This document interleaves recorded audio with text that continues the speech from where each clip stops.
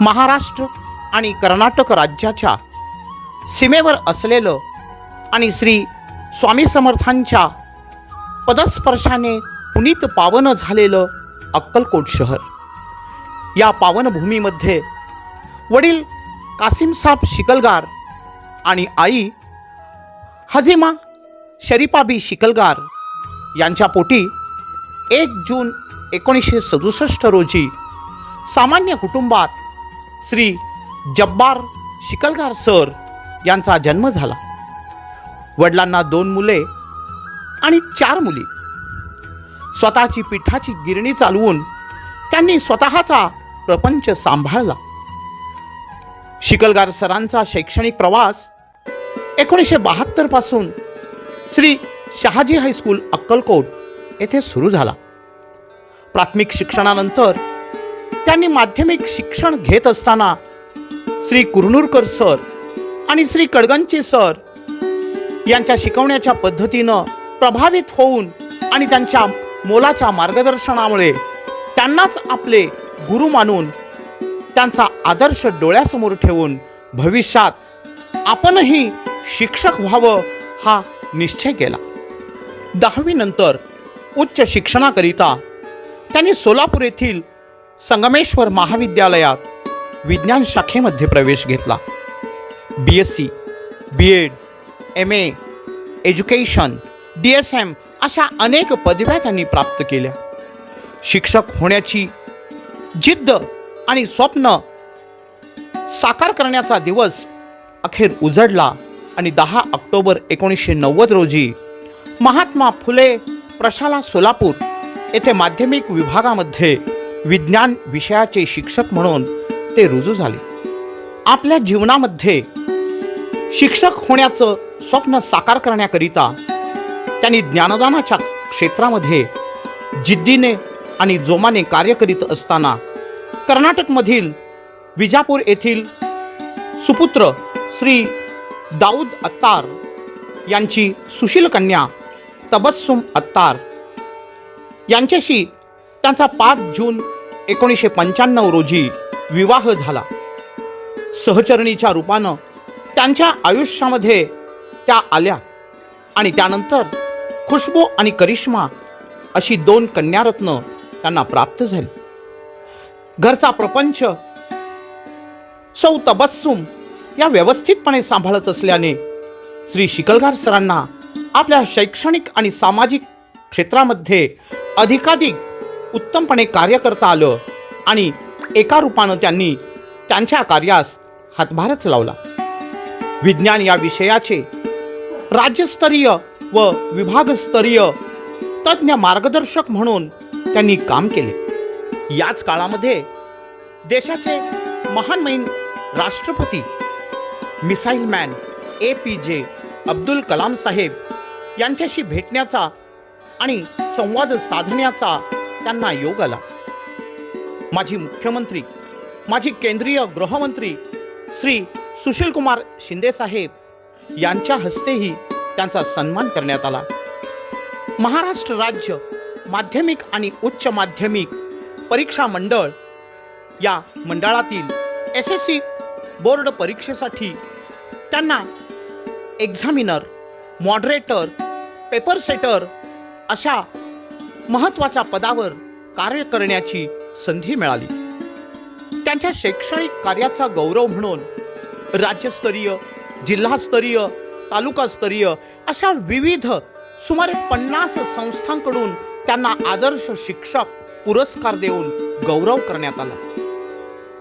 16 जून 2016 साली ते सरप्लस होऊन विठ्ठलाच्या पदस्पर्शाने पुनीत पावन झालेल्या आणि भूलोकीचं वैकुंठ असणाऱ्या पंढरी नगरीमध्ये श्रीनाथ विद्यालय सोनके येथे ते शिक्षक म्हणून रुजू झाले. शिकलगार सरांच्या अनुभवाचा फायदा आपल्या विद्यार्थ्यांना व्हावा म्हणून श्रीनाथ विद्यालय या संस्थेचे संचालक आणि सर्व स्टाफ यांनी सरांना सहकार्य केले. ज्ञानदानाच्या क्षेत्रामध्ये जोमाने काम करीत असताना त्यांनी आपल्या दोन्ही मुलींना सुद्धा अतिशय उच्च विद्या विभूषित केले. मोठी मुलगी MA बायोटेक्नॉलॉजी तर धाकटी मुलगी BHMS डॉक्टर आहे. मुलींची शिक्षण पूर्ण झाल्यानंतर बारामतीचे सुपुत्र सोहेल शिकलगार यांच्याशी मोठी मुलगी खुशबू हिचा विवाह 23 नोव्हेंबर 2020 रोजी संपन्न झाला आणि दिनांक 23 जुलै 2022 रोजी हुसेन या नातुरत्नाची प्राप्ती झाली.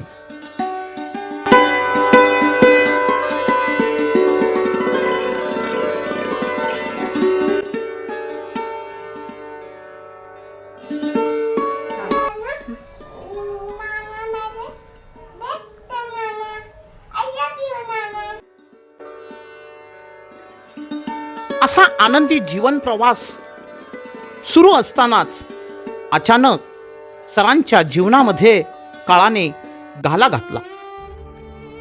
21 जुलै 2023 रोजी सुखदुःखामध्ये तसेच त्यांच्या यशामध्ये खंबीरपणे साथ देणाऱ्या त्यांच्या जीवन संगिनीने परिवाराच्या सर्व जबाबदाऱ्या श्री शिकलगार सर यांच्यावर सोपवून या जगाचा निरोप घेतला.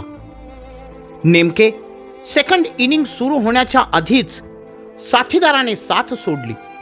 अचानक दुःखाचा डोंगर कोसळल्याने ते थोडे खचले, पण दोन्ही मुली व जावयांनी त्यांना धीर दिला आणि त्यामुळेच पुढे न खचता त्यांनी आपला शैक्षणिक ज्ञानदानाचा प्रवास चालूच ठेवला. शैक्षणिक क्षेत्रामध्ये त्यांनी अनेक जबाबदाऱ्या पार पाडल्या. अनेक ट्रेनिंगचे ते मार्गदर्शक म्हणून कार्य करीत होते. नुकत्याच नवीन शैक्षणिक धोरण पद्धत 2.0 शिक्षक ट्रेनिंग यामध्ये संपूर्ण ट्रेनिंगची जबाबदारी सरांवर शासनाने सोपवलेली होती. सोलापूर जिल्हा विज्ञान अध्यापक मंडळाचे सचिव म्हणून ते सध्याही कार्यरत आहेत. अक्कलकोट सामाजिक संस्थेत ते सचिव म्हणून कार्य करीत आहेत. अखिल भारतीय ग्राहक पंचायत अक्कलकोट, प्रवासी महासंघ अशा अनेक संस्थांवर ते सध्याही कार्यरत आहेत. सोलापूर जिल्हा तसेच पुणे बोर्डात देखील त्यांचं नावलौकिक आहे.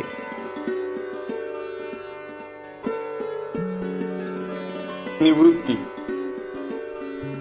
वाटा वेगळ्या नाही होत आहेत या, बस हे आयुष्य थोड्या वेगळ्या वळणाने जात आहे.